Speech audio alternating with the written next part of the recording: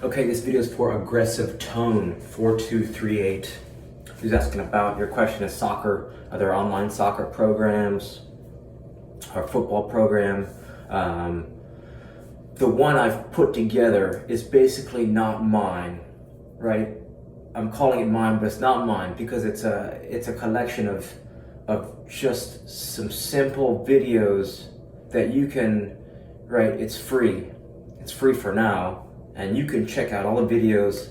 I'll send you the link, but the videos are as follows, right? The fundamental level. Only until very recently, I came across a video by this doctor. Her name is Dr. Vranich, and she's advocating for belly breathing, for breathing horizontally, right? And she claims that all babies are belly breathers. She says that all animals in the animal kingdom are belly breathers, and through no fault of your own, the chances that you're a belly breather are very low, and that you can relearn the skill, right? Breathing is a skill. So check out her TED Talk, right? It's a TED Talk, very short, how to breathe. That's step one. The second video you could check out it's called Power Posing by Amy Cuddy, Cuddy, and it talks about how your body language may influence who you are rapidly. So putting yourself in certain positions, quote unquote, power posing will help you maybe gain some confidence in nervous settings, or when you're anticipating being in high pressure, high intensity situations. Putting your body in certain positions will help you at a physiological level. She also mentioned that I thought was really cool is that if you're blind, even people who are blind who win races automatically throw their hands up into the air out of joy and positive emotion, even if they've never seen anyone do it before. And I thought that was super cool. So it's in our genes that when you're in joy or exhilaration, your arms are kind of, you're doing kind of this, like in excitement, like you just won playing a slot machine, or you just won a game or race. So that's something that you could check out. That I started doing this power posing. I started doing it my senior year of college. I would do it before economics tests, and I started doing it before a PK. If it was about to be me for a PK, I would literally walk up to the PK spot with my hands out wide. And does it help? I don't know, but I like to do it, and I like to pretend that it helped me. But check that video if you could decide for yourself. The next thing you want to check out, warm-ups. Warm-ups are super fundamental to just staying healthy and to being a great soccer player, right? You can't get better if you're on the bench injured. You can't get better if you're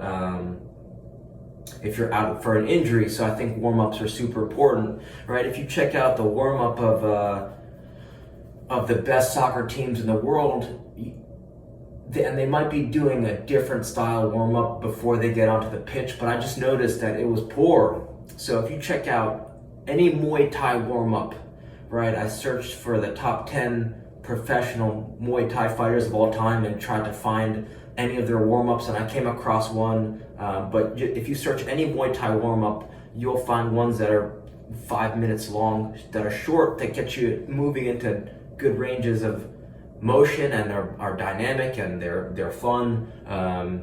You could check out Locomotion Warm-Up by Ido Portal, Portal.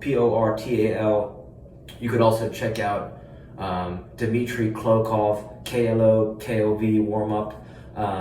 Those are my three favorite ones that I've been combining, right? It's Locomotion, it's Dmitry Klokov, 2014 warm-up, and a Muay Thai warm-up, as well as 7 postures by Zayani. And it may seem like a lot, but it's really not a lot of, it's very light, right? It is what it says. It warms you up, and and they're short, they're easy to follow, and you don't need them all.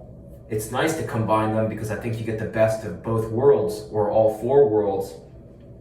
But it's warm-ups are something that you can accumulate over time. So I'm not saying that this is the best by far. All I'm saying is that these are fun warm-ups that I wish I knew earlier, that have benefited me now. So give those a look, and I think that's going to set you up for success, right? Literally warming up your muscles, tendons, joints, and ligaments are going to help you train smart and become a better player. The next thing you want to do, I would check out, and if you're talking about moving on a field, you want to be right. There's a rhythm to the game, and there's a rhythm to life. And I found that David Weck, if you search David Weck rope flow, especially the alternating underhand sneak, so he does like different jump rope patterns, exercise patterns that put your body into different positions. And I've just noticed that the alternating underhand sneak completely changed my life. And you play this game for however many years, and you think you know some stuff, and then you start to learn new stuff, and it's like, wow, I wish I knew that earlier. So check out just search a tutorial how to do the alternating underhand sneak. That's by David Weck, W-E-C-K, and there's a whole bunch of rope flow patterns. You just start learning the simple ones, and then you start stacking them, and then it's one of the best warm-ups I think of all time, and it's super simple, just using a cheap rope that you could get and make yourself for less than $10 from any hardware store. You get a soft rope. You want your rope to be longer than you are tall. So I'm 5'10" on a good day. If I were to make one right now, I would get a rope that's maybe 6 feet 4 inches, or 6.5 feet, call it, and you could always tie the ropes down, right? But you can't go shorter to longer. But if you get a longer rope, you can tie it some knots to make it ideal for your size. So that's something to consider. The next one of my favorite tools, right, is and something that no one suggested to me earlier, is bring a tennis ball with you everywhere you go. And it's not because tennis balls are the best thing to train with, because I don't think they are all the time, but just this attitude and mindset of perpetually practicing and finding joy wherever you are with a tennis ball. I mean, not only are they super hard to juggle, but if you just start sneaking touches wherever you are, at the grocery store, beach, vacation, work, school, whatever, if you bring a tennis ball with you everywhere you go, you can always just have fun with it, dribble it, juggle it, 3-ball juggling, improving coordination, simple stuff, right? Getting touches with a tennis ball, right? It's just like bringing a hacky sack around. Bring a hacky sack, bring a tennis ball, bring a size 1 ball, and always be getting touches. So I think that's something that is cheap, it's fun, it's easy to implement, and I wish I would have started doing that sooner. So bring a tennis ball with me to always improve juggling wherever I am. The next thing you want to check out, if you're serious about improving, is a ball on a rope, and it's the one on Amazon, the cheapest one I found. It's called a Skills Solo Kick Trainer, SKLZ Solo Kick Trainer, for $24. It's a size 1 ball on a piece of rope with a nice handle. I like to duct tape my handle, but it's just a ball on a rope. And what this will allow you to do is effortlessly train, right? You could play music while you're kicking it. You could sing your favorite song. You could, right? I brought mine to France, and while walking around Paris, in a day's worth of visiting Paris, I got between 2,000 and 4,000 touches casually, right? No effort. And I think the best players don't really look at practice like practice, right? The best players, in my mind, I believe, have the time flexibility where they're in situations that make it easy for them to train. So they're kids down the road, they're always playing.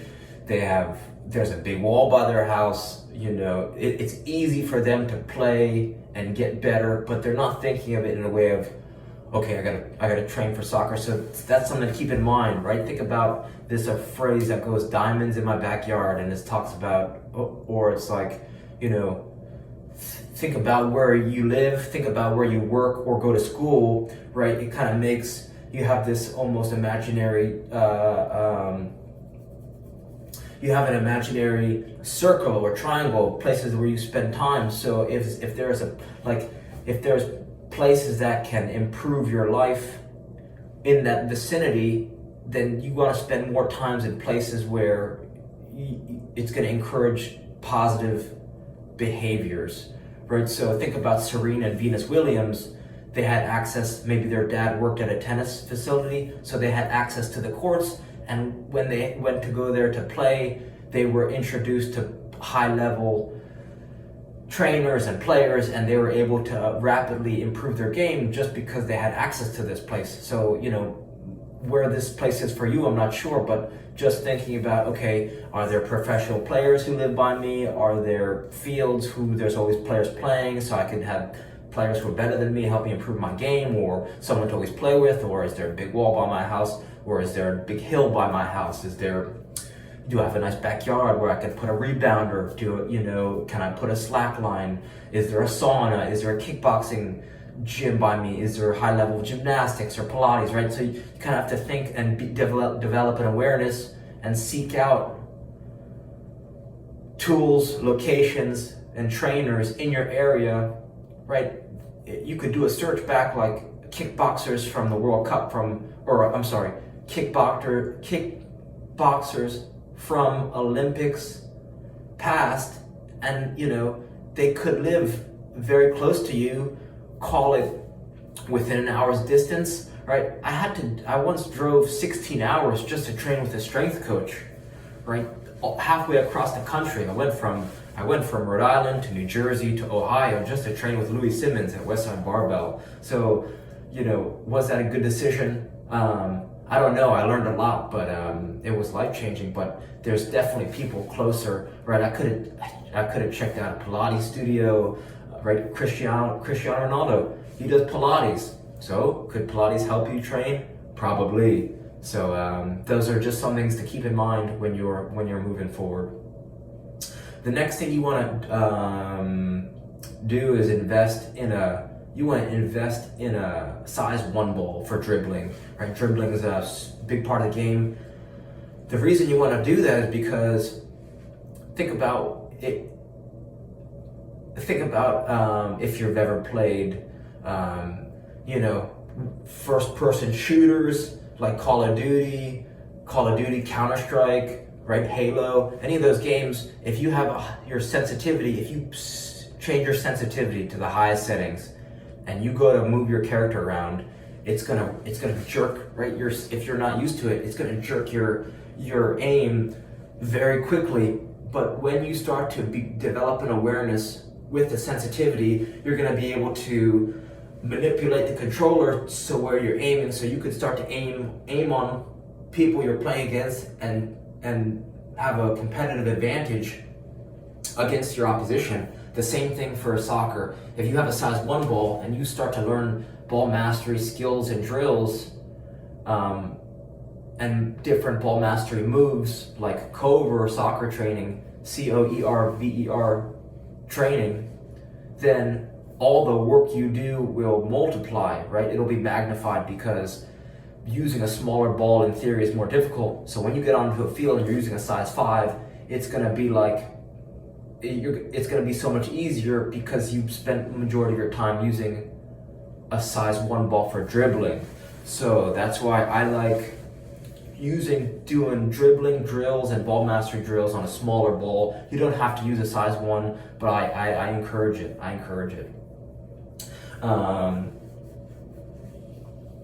Right, so you have dribbling, you got juggling, and you got passing and shooting, which are very similar. Juggling in particular, you want to check out _Thai, right? ty.fitness_. And this is someone who shows the power and the beauty of simple juggling patterns. I'm talking right foot, left foot, right foot, left foot. If you scroll through his Instagram feed, you'll see him do some very basic patterns, but in more recent times, right, just you got to master the fundamentals, and then you could start to do some of the fun stuff, right? Almost getting into a little bit of freestyle, but he's not a freestyler. He's a very thoughtful and very skilled soccer player. So if you check his Instagram out, if you want to look at inspiration for juggling, and this is someone who I'm trying to emulate every day and who I think about every day for training. So if you want to take your game to the next level, he's someone who you want to emulate in terms of juggling. And he uses, right, different size balls. A smaller ball, like a tennis ball, is going to help you improve precision. He uses heavy balls, right? You could use an overinflated basketball. You can use even a futsal ball's weighted. He uses a 1 kilogram medicine ball. So, right, using different size balls will help you develop faster and help you sharpen your touch, so where you're more dangerous on the field. So those are some good places to start. I know it seems like a lot, but it's really not. But just, check out each one of these resources step by step, and I hope some of these ideas help, and I'll send some helpful links to think about. So reach out with any questions, and thanks for your time. All right.